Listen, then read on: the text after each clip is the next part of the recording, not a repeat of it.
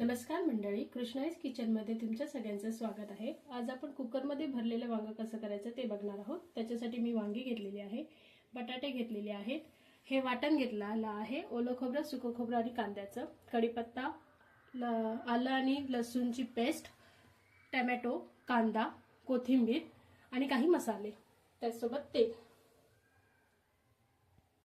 आपण गॅसवरती कुकर ठेवलेला आहे। कुकर चांगला तापला की आपण त्यात 2 चमचे इतकं तेल घालणार आहोत।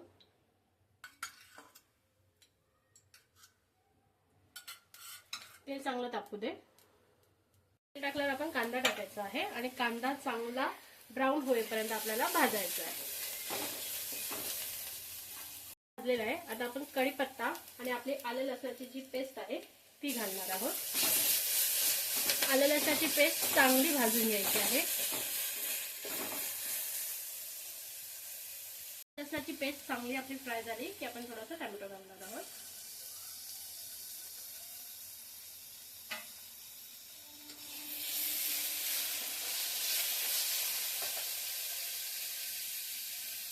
टोमॅटो आपला चांगला भाजला की आता आपण वाटण घालणार आहोत। या वाटणामध्ये मी ओलं खोबरं, सुकं खोबरं आणि कांदा चांगला भाजून घेतलेला आणि तो मिक्सरला वाटून घेतलेला आहे।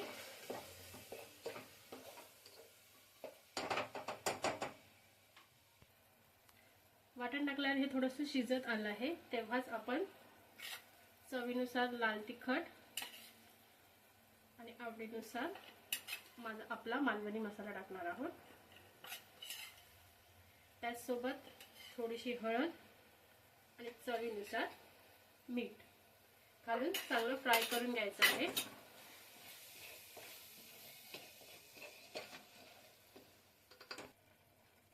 आपलं वाटण छान भाजलं गेलेलं आहे। तुम्ही बघू शकता बाजूने आपल्याला तेल सुटलेलं आहे।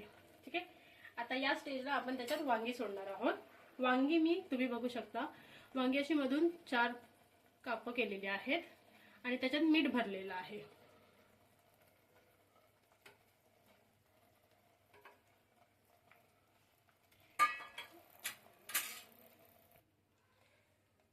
वांगी थोडी परतून घेतली की आता ह्यात आपण बटाटे घालायचे आहेत।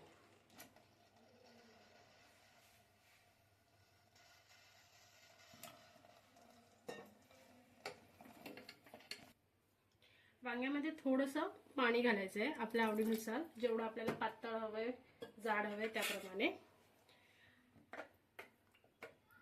आणि एकदा आपण छानपैकी मिक्स करून घेऊ। आता ह्याच्यावर एक आपण ताट ठेवणार आहोत आणि त्या ताटावर थोडंसं पाणी ठेवणार आहोत आणि एक वाफ घेणार आहोत। आता आपण आपली वांगी चेक करूया उकळी आली का। तुम्ही बघू शकता आपल्या भाजीला खूप छान अशी उकळी आलेली आहे।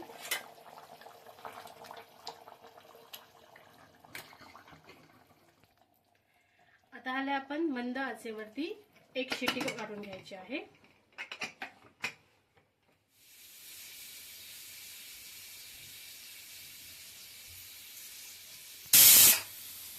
अशा प्रकारे आपलं भरलेलं वांग तयार आहे। भरलेलं वांग आणि भात तुम्ही नक्की कॉम्बिनेशन ट्राय करून बघा। आवडल्यास लाईक, शेअर, सबस्क्राईब करा।